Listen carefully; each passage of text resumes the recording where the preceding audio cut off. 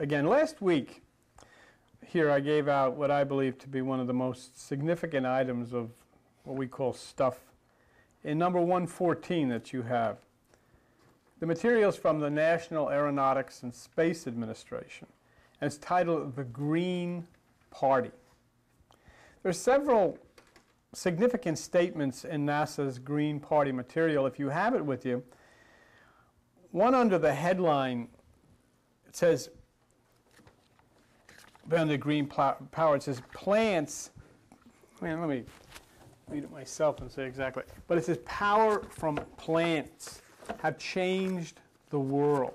Now, it was a long time ago I told you to put a green light at your house, and I understand these things seem kind of irrelevant because you've been experiencing years and years of religion, which, basically is kind of irrelevant. Nothing ever happens. But I said, consider that. Powerful plants have changed the world, is what it says there.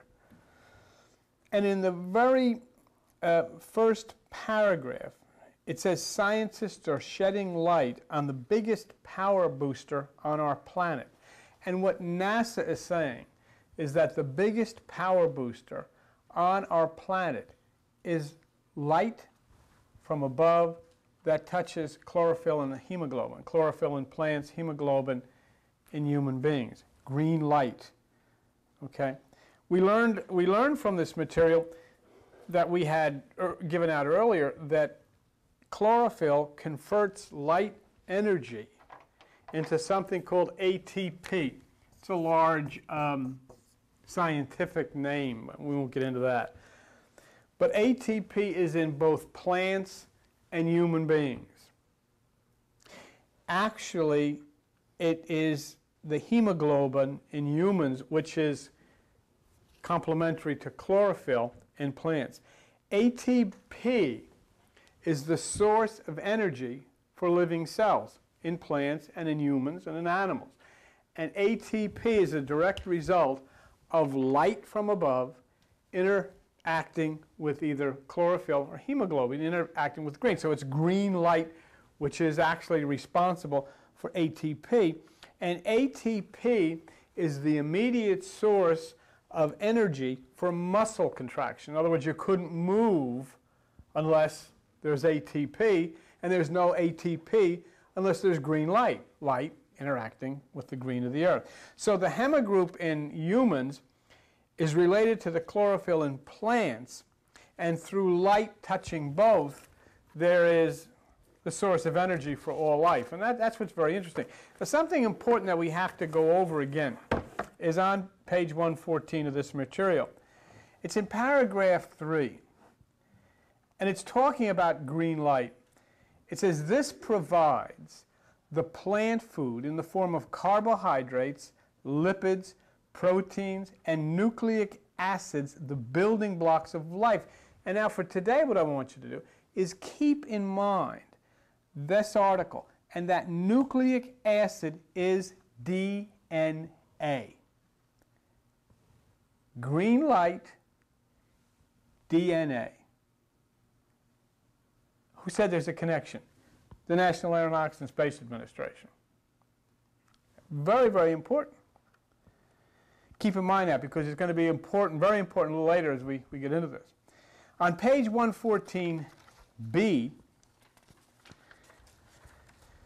talking again about green light, in paragraph 1, it says, without, this is the last line of paragraph 1, without the photosystem. Now the photosystem is NASA's term for the green light. Without the photosystem, molecules, life as we know it, would cease to exist. So how important is green light? Without it, there's none of anybody. Okay. Now again, very important for where we're going. On page 114c, the last paragraph, just as in human cells, the photosystem proteins, that's the green light, inside a plant cell are translated from amino acids. These amino acids are in turn translated from the complex array of nucleic acids in DNA. The description of the molecular code reads like an encrypted message. Okay?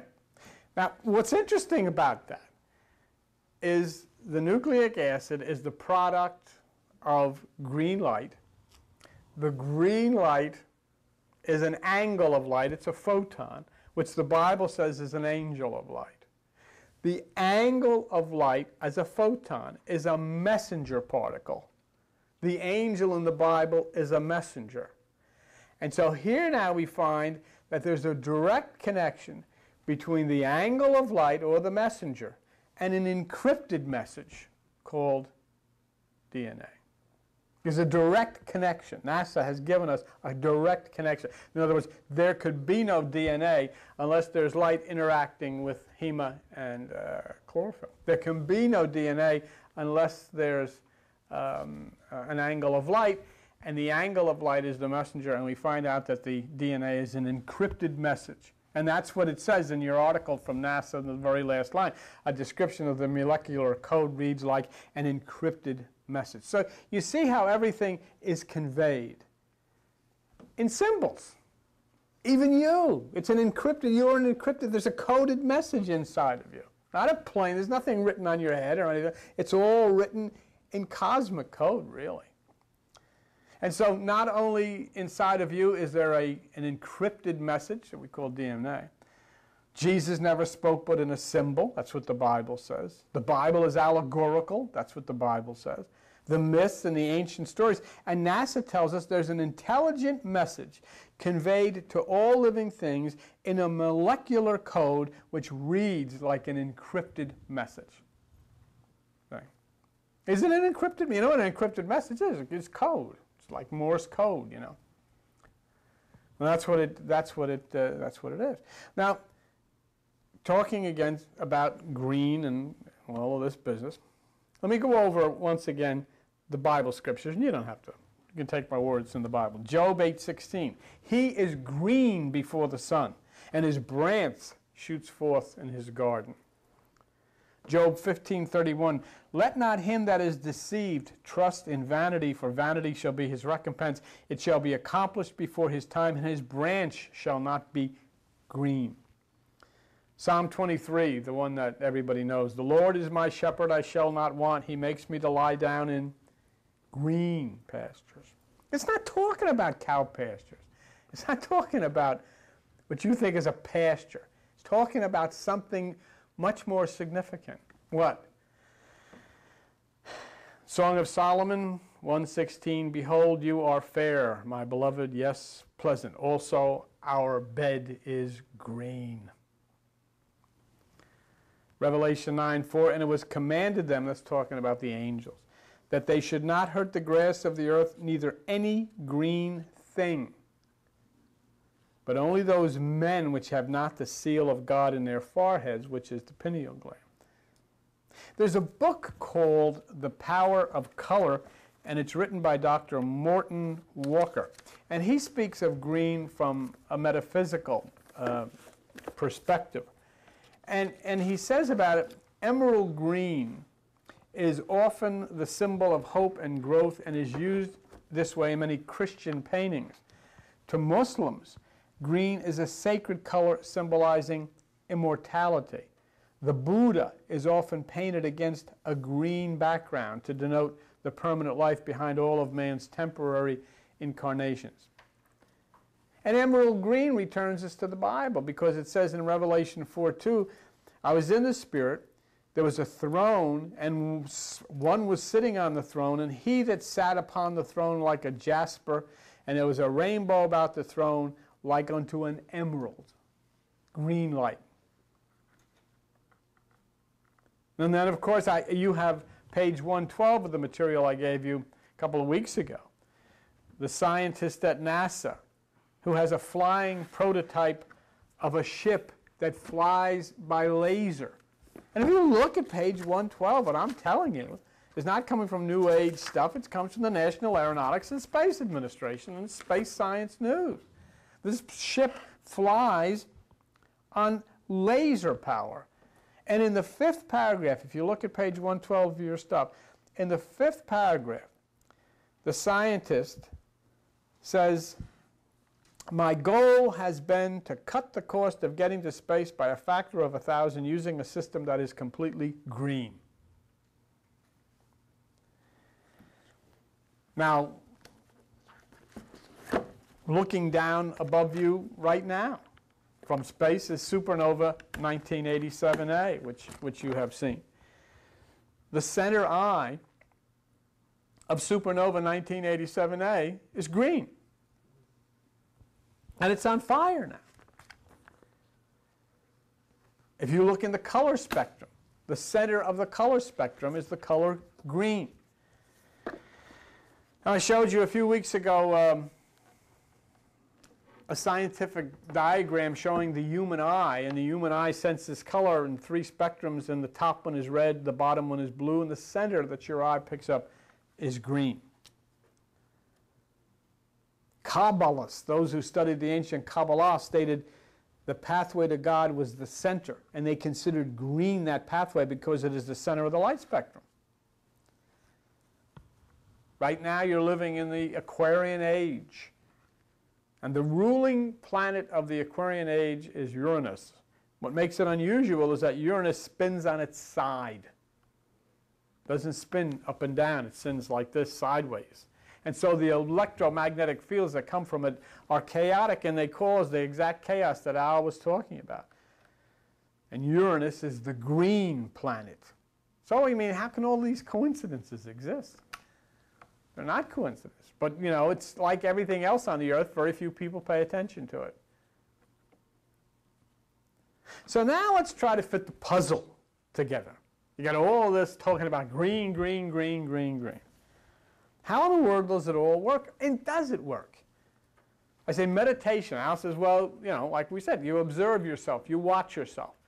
And I tell you, well, when you watch yourself, the observation causes the light wave which is inside the brain to collapse to a particle, which then puts you into a harmony with the universe and you can receive. How is that possible? I mean, that's ridiculous.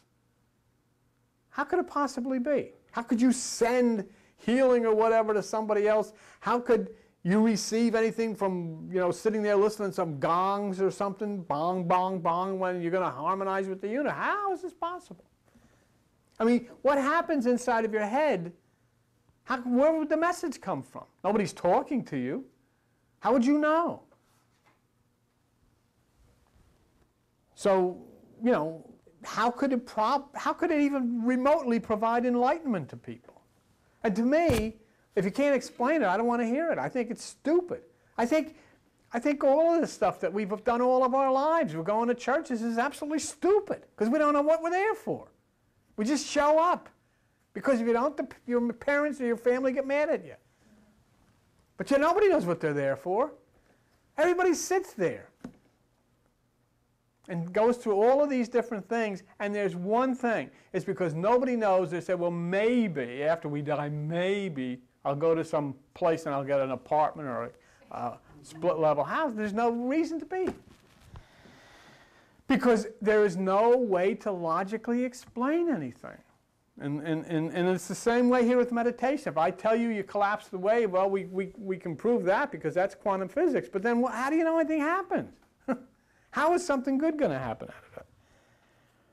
Now, it is important as we consider this to recall that in that NASA article that I gave you last week called The Green Party, let's just look one more time, because you're going to hear today from an anthropologist by the name of Dr. Jeremy Narby. And what you're going to hear from him is critical as we consider what NASA says. And it's once again, if you look at page 114C at the bottom of the page, and I read it before, but I'll read it again because it's important. Just as in human cells, the photosystem, that's the green light, proteins, light, green. Let's put that together. Green, light, okay? Inside a plant cell are translated from amino acids. Amino acids have a 20-letter alphabet for each of the 20 naturally occurring amino acids. These acids are in turn translated from the complex array of nucleic acids in DNA codes as the letters A, G, T, C. A description of the molecular code reads like an encrypted message. So the message is connected to the green light. Now the only, that's not a new age idea. That's coming from the National Aeronautics and Space Administration. And I think they're competent scientific people to tell us that. So you can, I would trust them. I trust no priests, ministers, rabbis, religious people, but you can trust, I believe, the NSA. Yes, Debbie? I think, this could be wrong, so maybe Albert can correct me if I'm wrong, but I think that the code in your body, it's transferred through your body and read through your body by a type of RNA called messenger RNA. Okay. So Debbie said that there's something in the body that is called messenger RNA that translates the code. Delivers the message, Okay. the code throughout your whole body. All right. Very good. The message. So once again, then it would fit in right with what they're talking about here, and then that would match with what you're saying. So somehow, now I don't know how. Debbie, when she completes all of her studies, can come back and explain it. I don't know. I'll never know how. But somehow, light entering the Earth on an angle, a messenger particle, a photon, angles of light, messenger particles, somehow NASA finds that as this light touches chlorophyll and humans, it sets up a complex activity from amino acids into DNA, and the encrypted intelligent message is given to all living things. An intelligent message. I mean, the cat gets an intelligent message depending on what the cat needs. The elephant gets an encrypted message depending on what the elephant needs.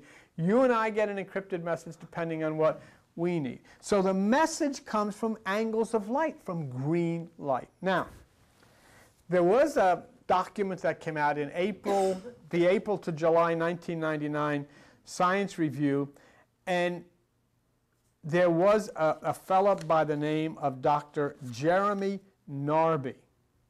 And Jeremy Narby is an anthropologist who was baccalaureate, received his laureate degrees and all this from Stanford University. Extremely prestigious, extremely scientific, not given to any hocus pocus or any of this stuff. But anyhow, this is what he says. The spirits one sees in hallucinations are made of their own language like DNA. And then he asks a question. Is DNA linked to the cosmic serpents from around the world? Now this gets very interesting, and I'll tell you why. It started out in 1984. Dr. Narby was in a place called Curishari in the Peruvian Amazon Valley, in the middle of the jungle. That's what these anthropologists do, But he was struck by something that changed his whole approach. He was a very, very scientific, pragmatic guy. As he sat around the fire in the middle of the jungle, he sat around with this shaman, bushman, and he was talking to this guy. And this guy said that most diseases he could cure. He said he learned about the medicinal properties of plants by drinking a hallucinogenic brew. So you can say, Narby sitting there listening to this guy. The guy said, yeah, I can heal all this stuff. How do you understand all of these things? Oh, I drink this stuff. He claimed he could cure the bite of a deadly snake, but he said one learns these things by drinking ayahuasca, Ayahuasca. And Dr. Narby said, when he said that to me, he wasn't smiling. Now, the question that was spinning around in Narby's head was, did the information about all of this healing and understanding the molecular structure of these things, did the information come from the brain as the result of the hallucination? Or was the hallucination actually a message from the plant? In other words, was the DNA from the plant conversing with the DNA in the brain?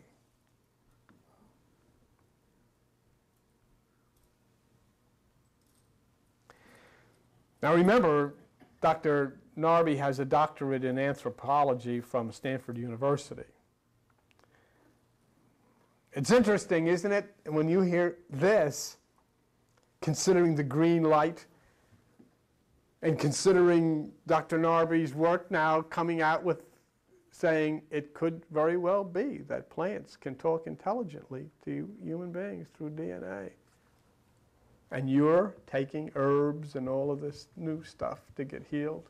In 1999, doctors are into alternative medicine and giving out all kinds of greens from the earth and herbs and all of these things.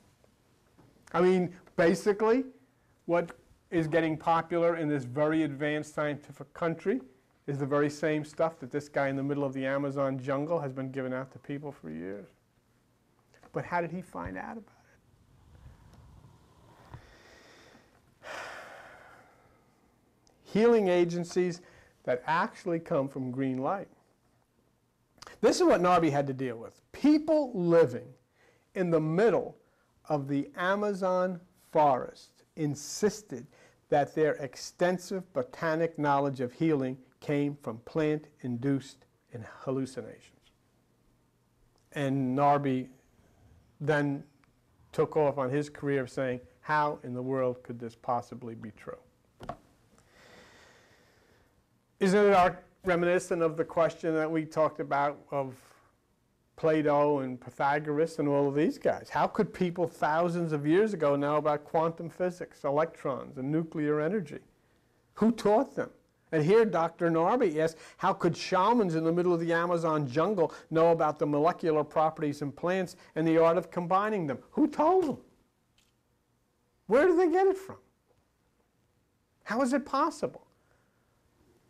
And see, of course, we look at them and say, well, we're the civilized people. We have drugs. They're, bush people. They don't know. But now suddenly we're starting to use the same thing that he was using. Now listen to the science involved here. When you think, people in the middle of the jungle, no schools, no universities, no medicine, no doctors, no nothing, but this guy sitting around a fire said, what do you got? I'll cure you. Try to consider how these people in the middle of the Amazon jungle could do this. The green plant here is called ayahuasca, A-Y-A-H-U-A-S-C-A. A-Y-A, I'll have to go back and look at that again. H-U-A-S-C-A, H-U-A-S-C-A. That's what's involved, okay? These people have used the brew for ages.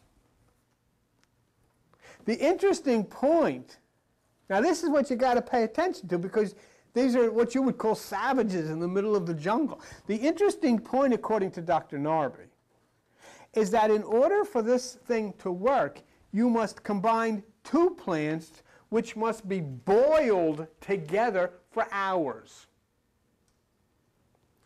The first contains a hallucinogenic substance called, oh my God, D-I-M-E-T-H-Y-L, dimethyl triptane. D-I-M-E-T-H-Y-L,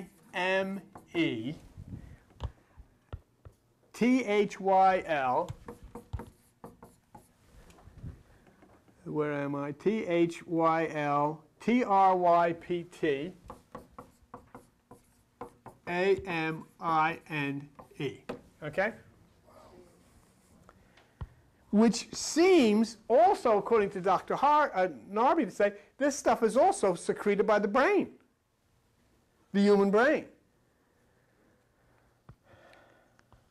But this hallucinogenic has no effect whatsoever when swallowed because there's a stomach enzyme that blocks it.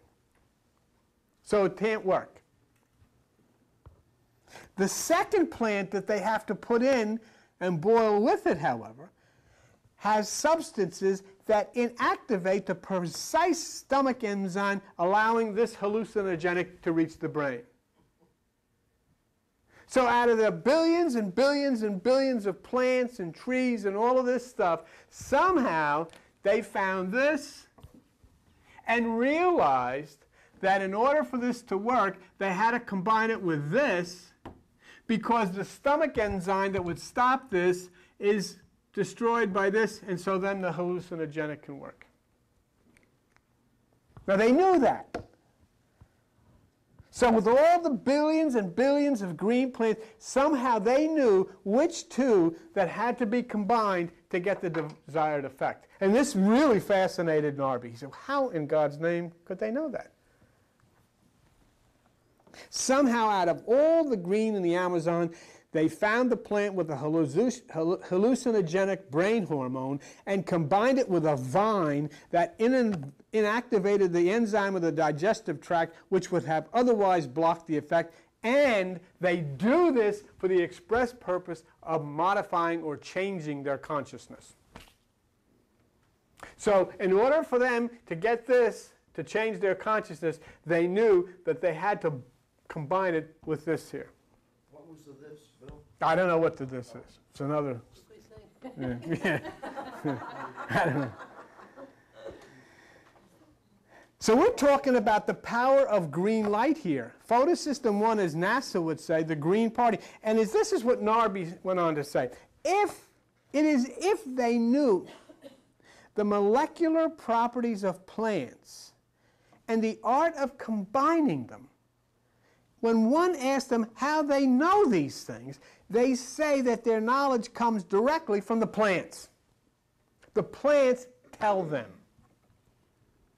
Right? But someone had to make the combination accidentally to begin with. Well, they basically, to do something like that, when you have a direct reason for doing it, and you combine something that accomplishes such a thing as deliberately destroying an enzyme that will allow this thing to flow to the brain, there has to be a very, very important and intelligent cause of there, and not in any way, shape, or form an accident. That's what Narby gets into. Well, anyhow, a message then is conveyed to them from the green plants. This is what I want you to concentrate on.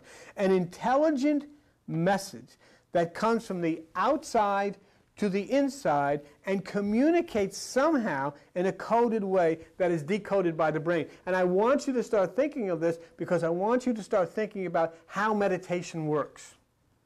I want to reach the point of being able to say, this is how it works. If we say that this occurs, this is how it occurs. What is coming from the outside can enter the body, as it does with these people, and when it enters the body, an intelligent conversation takes place between DNA that came in and DNA that's in. And so then a change happens to the body. A change happens to consciousness. A change happens to intelligence. An intelligent message that comes from the outside. So Narby arrived at an initial conclusion, and he put it this way.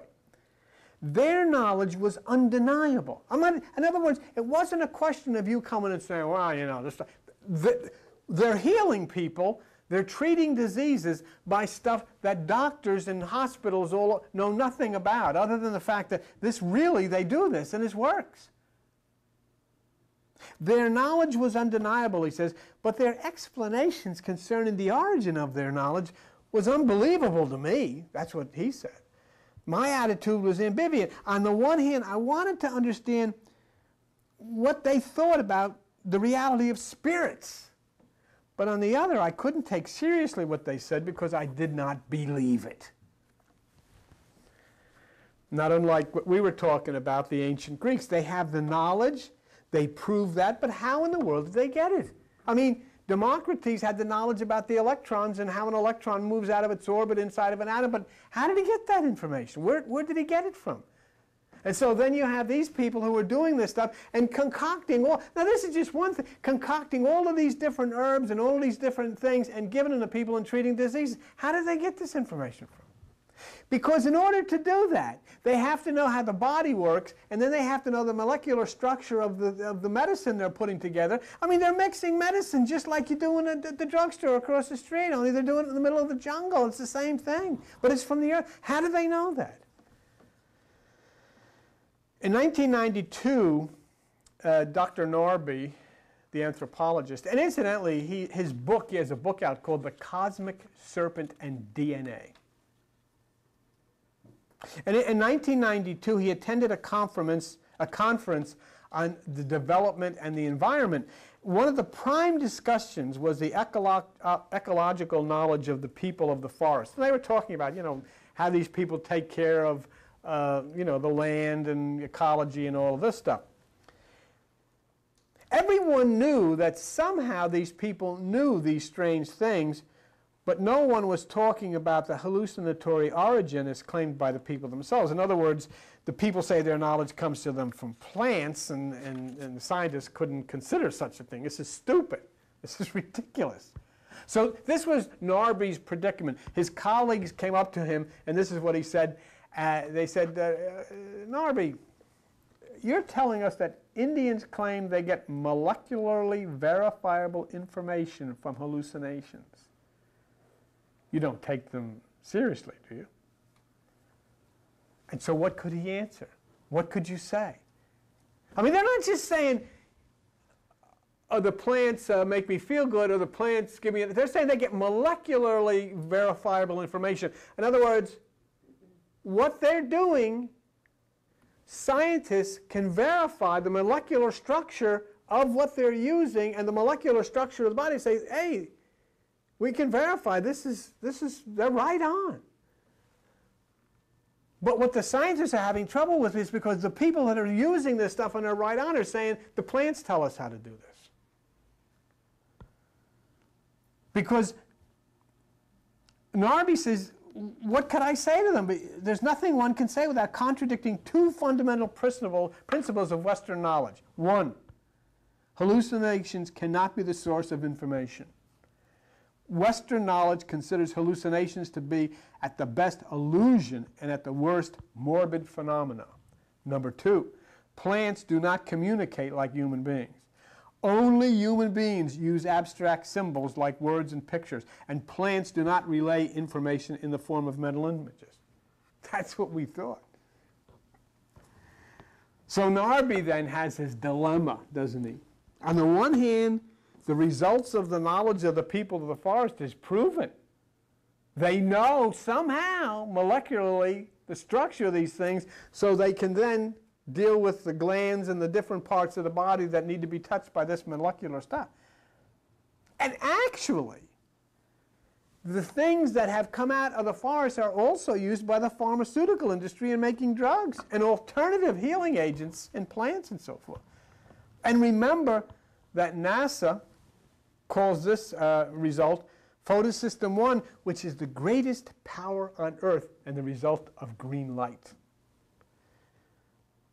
But on the other hand, Narby says its origin cannot be discussed scientifically because it contradicts the axioms of Western science and Western knowledge. So it's like alternative medicine. It works, but it shouldn't because it's not taught in medical school. So what are we going to do? So now Narby realizes that the subject of plants communicating with people is a dead end.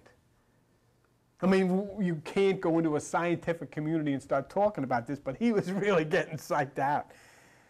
And in his book, The Cosmic Serpent, DNA, he realized that to get to the bottom of the mystery that comes from the center of the Amazon forest, that he really had to devote and spend a lot of his attention doing it. So he comes to an encounter with a deep question that he had to explore. And this is the question he put forth. What if it were true that nature does speak in symbols and signs, hidden meanings? And that the secret to understanding nature's language consists in noticing similarities in shapes and forms? What if it's true? What if nature actually places inside of us a coded message that is somehow cosmic DNA communicating with our physical DNA, and we start to know things? And this is what Narby said. It had become clear to me that these people were somehow gaining access in their visions to verifiable information about plant properties. In other words, they were hallucinating from these plants, and during the hallucination, they were gaining verifiable information, information that could be verified by a university or a prestigious drug firm. And they were getting it by swallowing plants. So now he's faced with a question. There was no doubt these people were getting information from somewhere. But here was his question.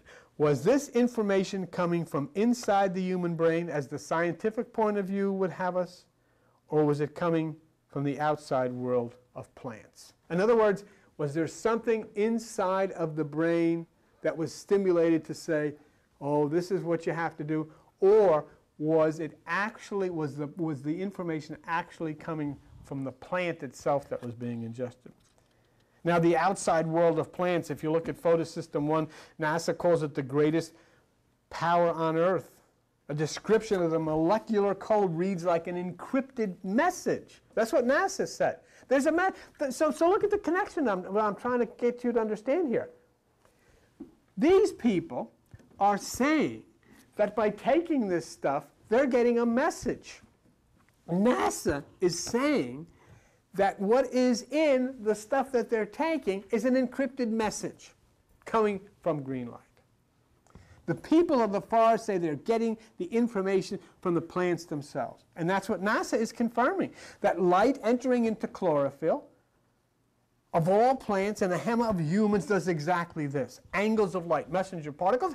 This really, of all the years you've been alive, of all the years you've gone to church, of all the years you've listened to people preach, you're finally coming face to face with the nature of God.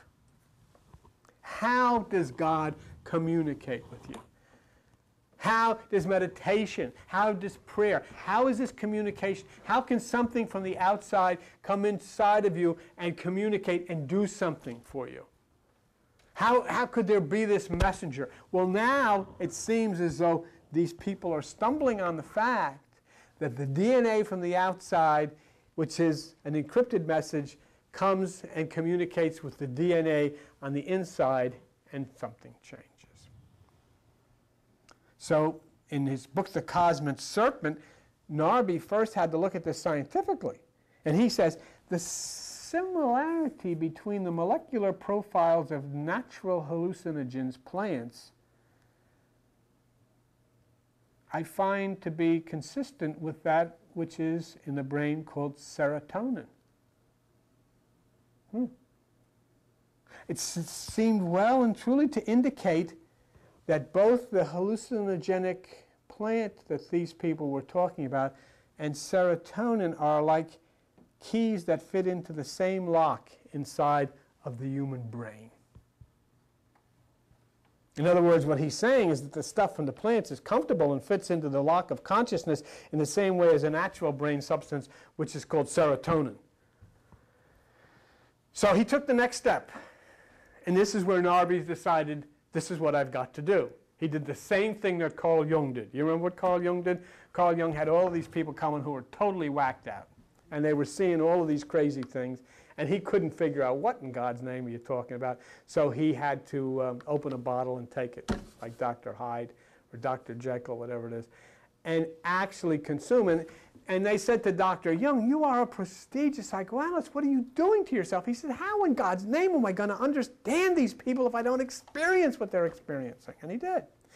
Narby said the same thing. He was reaching a point where to understand what these people were experiencing and saying, he took hallucinogenics. This is a distinguished anthropologist from Stanford University in California.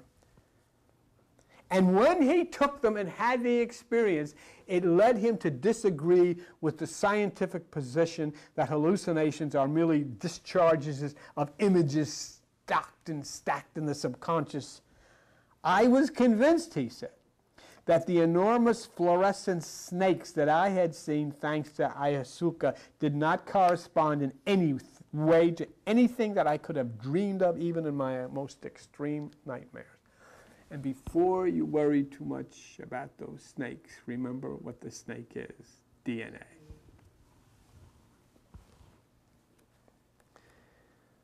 So he was reaching a point because of his knowledge and his own experiences of finding increasingly easy to suspend disbelief. And here is this prestigious anthropologist from Stanford University, great scientist, ready to consider the point of the jungle people as potentially correct, that the plants told them. So now he had to come to the point of considering the possibility that the plants communicate with people. The green light or green party entering within the human brain, bringing with it a coded message that is cosmically, scientifically, and molecularly correct. Now listen to Dr. Narby from his book, The Cosmic Serpent. He says, after all, there are all kinds of gaps and contradictions in the scientific knowledge of hallucinogens, which at first we thought were so reliable, we find out are not. Scientists do not know how these substances affect our consciousness, nor have they studied true hallucinogens in any detail. It no longer seemed unreasonable to me to consider that the information about the molecular content of plants could truly come from the plant themselves. However, I must admit, I failed to see how this could possibly work. So I want you to put this together when you consider meditation. Light entering into you via the pineal gland and touching the hema or green and providing to you an encrypted message that your DNA is capable of decoding. Let me repeat that.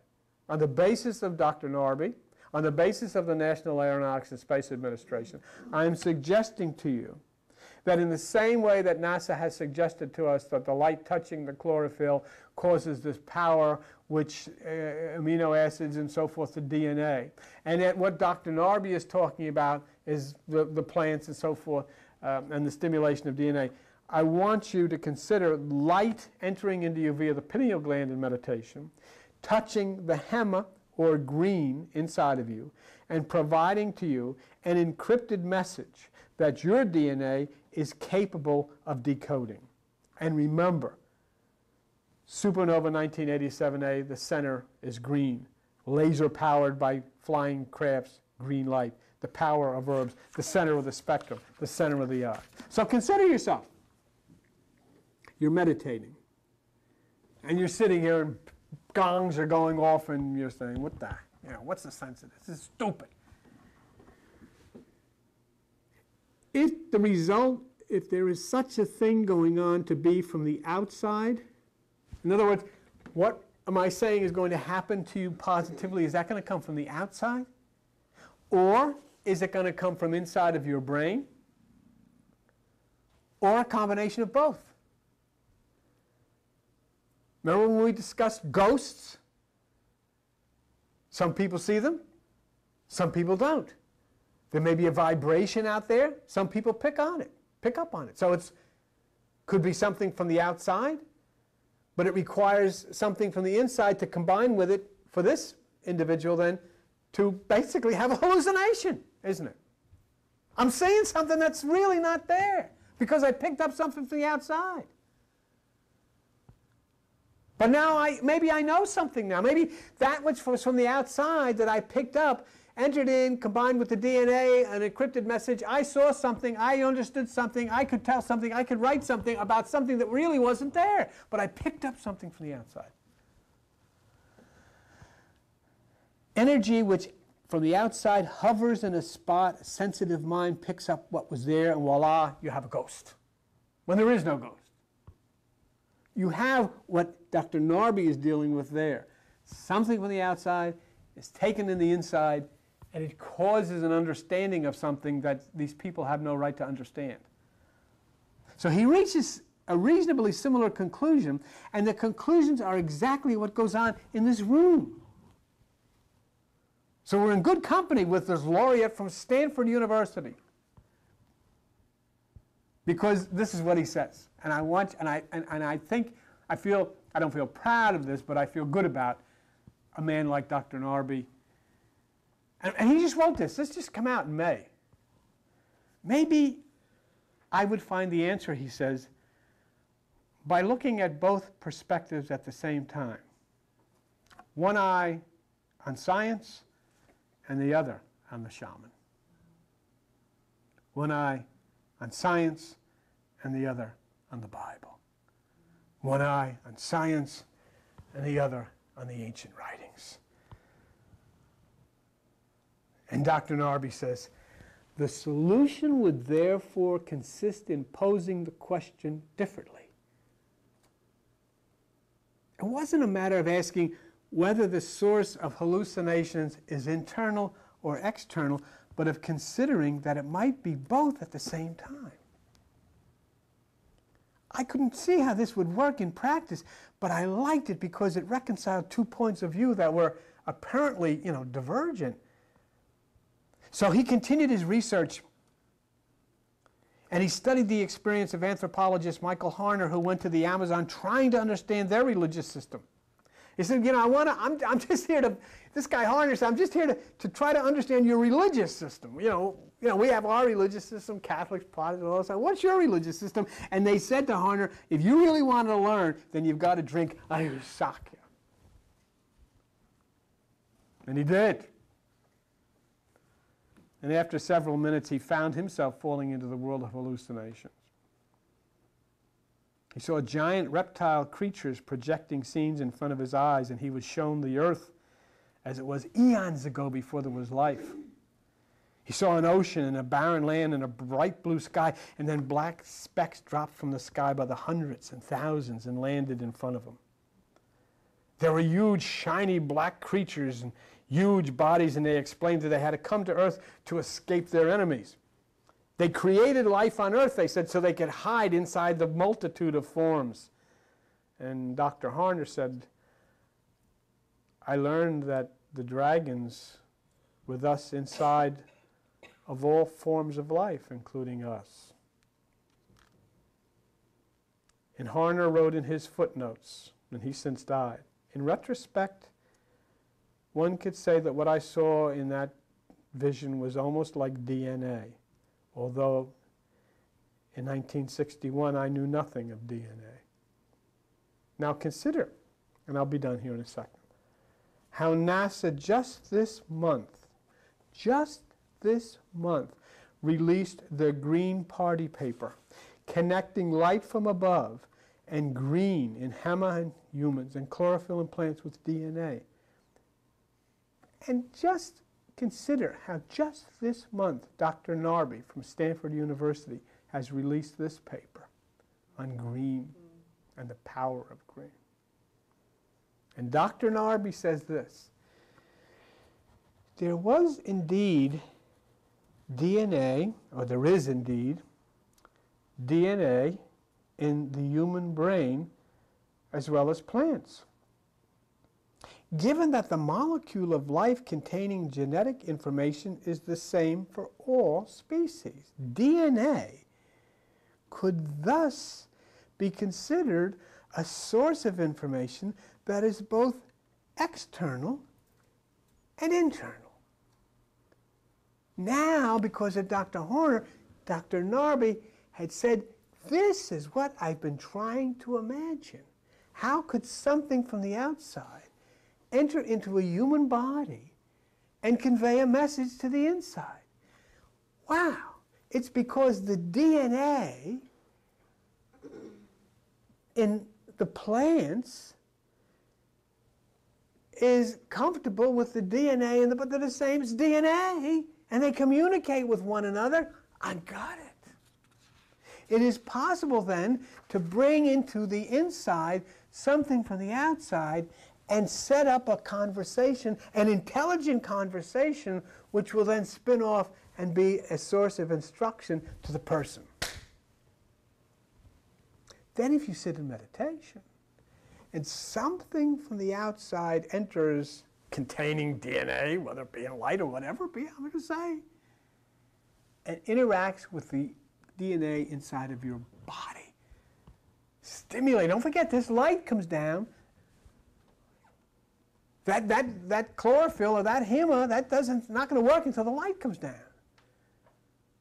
So the light comes down in chlorophyll, and the amino acids is DNA. The light comes down in through the pineal gland, the amino acids, DNA. So it takes that light to touch the green in order for the DNA to start acting and to provide the information. Getting ready to wrap this up, but there's a lot of really great stuff to come from this. But let me leave you with this. Dr. Narby continued to study Dr. Harner, and he didn't find anything more relative to DNA. However, he was intrigued by references to the dragon and the serpent. When he read Harner's visions and he saw the dragons and the serpents, and Dr. Narby said, this made me think of the double helix of DNA assembled in its form two entwined serpents. And it says in the Bible in 1 Kings 6:8, in speaking of the temple and the door to the middle chamber were in the right side and went up with winding stairs. And he found a book, Dr. Narby did, called Brain, Mind, and Shamanism by Geraldo Reichel-Dameltoff. And Narby was stopped in his tracks by a drawing in that book of the human brain with a snake lodged between the two hemispheres. Then he found a picture of two intertwined snakes, like a caduceus that your doctor wears. And in this shaman book, these two serpents symbolize a female and a male, a mother and a father, water and land. In brief, they represent a concept of opposition which has to be overcome in order to achieve individual awareness. Snakes are spiraling rhythmically in a swaying motion from one side to the other. So at this point, Narby considers the hallucination of anthropologist Harner in the Peruvian Amazon, in the jungle here. Now he's trying to figure out, thousands of miles away in the Colombian jungle, the people are saying the same thing. It's like the 100 monkey theory. How they couldn't communicate with one another. Both cases have reptiles in the brain, serpent-shaped boats of cosmic origin. And Narby says, pure coincidence? There was no way that they could have communicated. So the plot thickens concerning DNA. Green light, angles of light, messenger particles, angelic messengers, if you will. And then finally, and we'll leave with this, he picked up a French book called Vision, Knowledge, and Power by Jean-Pierre Chamille.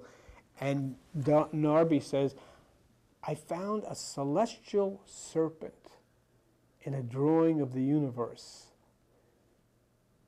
by a shaman. Then another shaman was quoted as saying, at the very beginning, before the birth of earth, this earth, our most distant ancestors lived on another earth.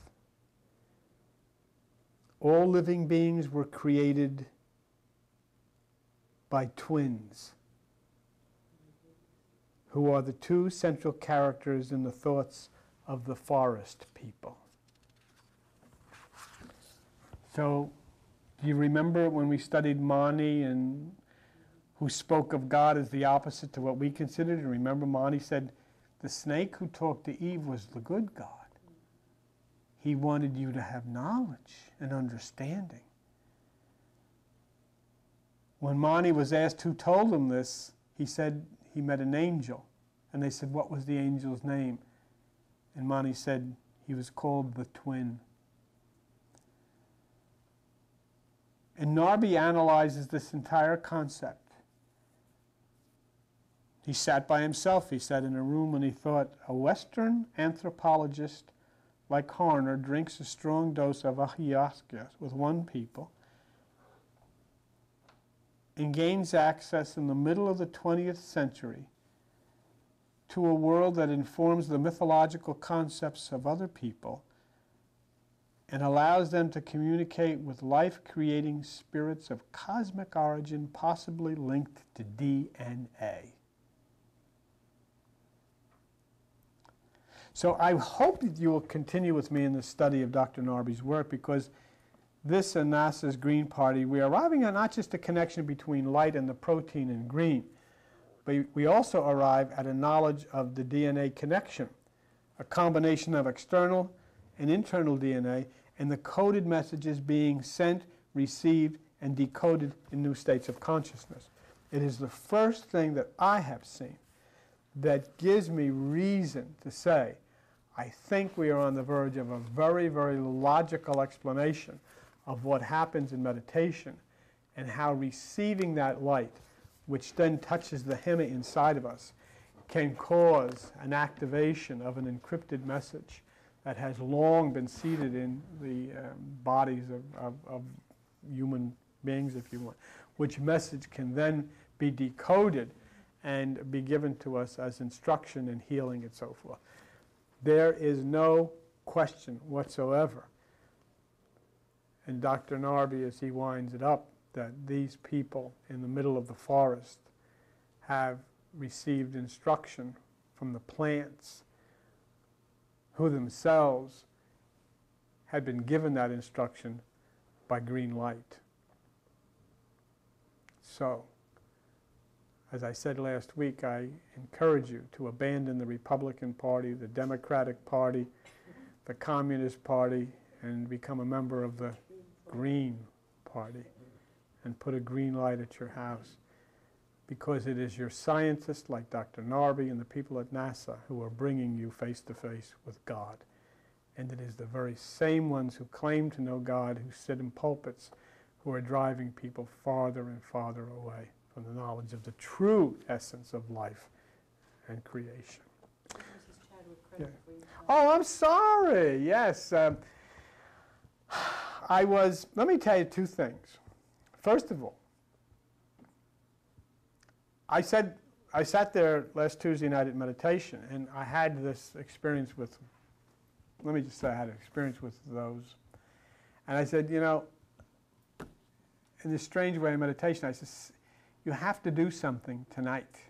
I said, I am tired of, you know, I'm running out of ideas. I don't know what, you've got to do something. I said, make something happen. But then I said, oh, that's stupid. I mean, that's not the way it works. No hocus pocus is going to happen. So it didn't. We went home. Joan and I were home. Joan was in one room. I was in the computer room, right outside of where I have the computer where I was working. And, you know, where our little room is there, Joan's car was parked, you know, close to the house, looking around. So I just thought to myself, you know, what a stupid thing to be asking for something special to happen. Right about 5 minutes after that, her car started blowing its horn and putting its lights on and off. And she came running out, what's going on? I looked out, it wasn't anybody anywhere, but this car's lights were going on and off, and it's blowing its horn, boom, boom, boom. So I don't know. But that's the way they operate. You can't prove anything, but it is. It is, sure. Oh, yeah. that light was shining. Yeah, that was another thing, too. When we got home, and Joe noticed it first. I mean, you know, this is the only way. That's why people think we're crazy out there, because it's the only way you can talk. You never get proof. You got to. But as we got home, and it was dark around it, there was a white light stripe across the green grass. Perfect. I mean, really, it was there. She saw it. I saw it. It was really there. It's never been. So anyhow, it was kind of crazy. But what I wanted to say then was, in the mail came an envelope. And I want to thank Maeve Chadwick from Jacksonville, Florida, who's been a longtime friend and helper with this work. And I want to say a special hi to her, Leonie Nelson, and all the people down in Jacksonville. Because she knows that, and she puts in her, I know it's, you know, you and reading, you know, you don't really have time, but she says, please read this. And she sent me this article from this science magazine of Dr. Narby and his experience with the plants and the green and the people of the forest. So I am very grateful for that, and I'm, you know, grateful that I stopped to spend some time with it. Okay, we'll see you, and we'll continue with